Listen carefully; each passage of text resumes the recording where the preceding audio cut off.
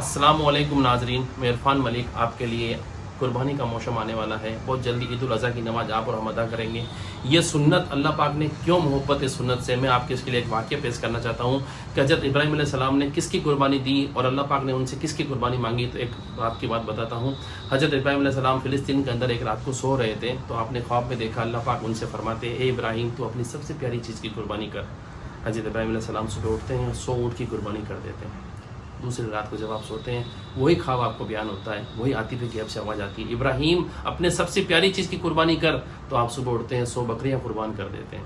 تیسری رات بھی جب یہی واقعہ رہتا ہے تو آپ سوچتے ہیں کہ اللہ پاک مجھے سب سے پیاری چیز تو میرا بیٹا اسماعیل ہے، شاید میرا مولا مجھ سے میرے بیٹے کی قربانی مانگ رہا ہے۔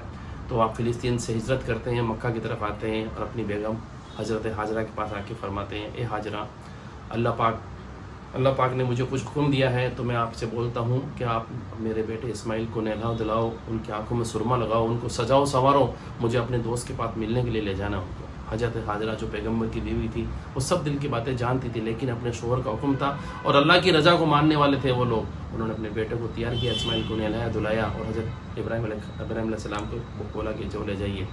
رستے کے اندر جب ابراہیم علیہ السلام حضرت اسماعیل علیہ السلام کو ساتھ لے کے جا رہے تھے، تو اسماعیل علیہ السلام سے حضرت ابراہیم علیہ السلام نے پوچھا، اے بیٹا کیا پتہ ہے میں تمہیں کہاں لے کے جا رہا ہوں؟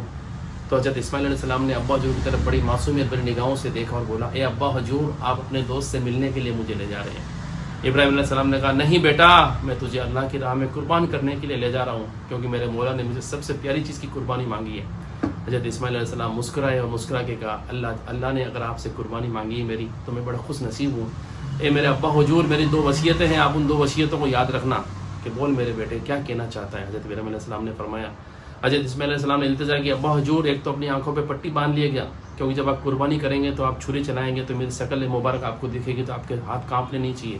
دوسری، میرے ہاتھ پیروں کو باندھ دینا تاکہ میں جب قربان ہوں تو میرے حلقوم سے قربانی کے وقت نا میرے ہاتھ پہ گلے نہیں، تو قربانی اچھے سے قربانی ہو جائے، اللہ پاک اس کو قبول کر لے۔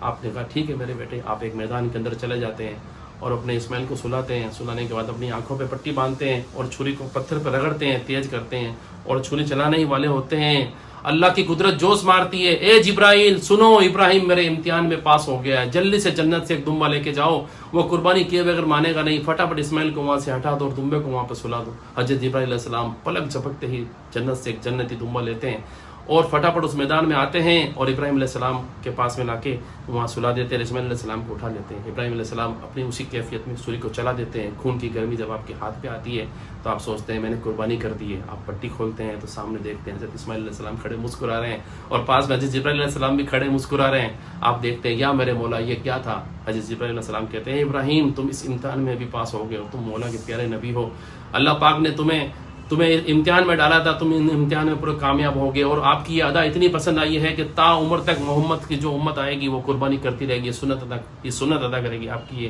قربانی کی سنت اللہ کو بہت پسند آئی ادا، اسی لیے آج آپ اور ہم قربانی کرتے ہیں جانور کی۔ اگر اس وقت معاذ اللہ اسماعیل علیہ السلام کی قربانی ہو جاتی تو ہمیں بھی آج اپنے سب سے بڑے بیٹے کی قربانی کرنی ہوتی، لیکن میرا مولا کتنا رحم دل ہے، وہ کتنے دلوں کے راز جانتا ہے۔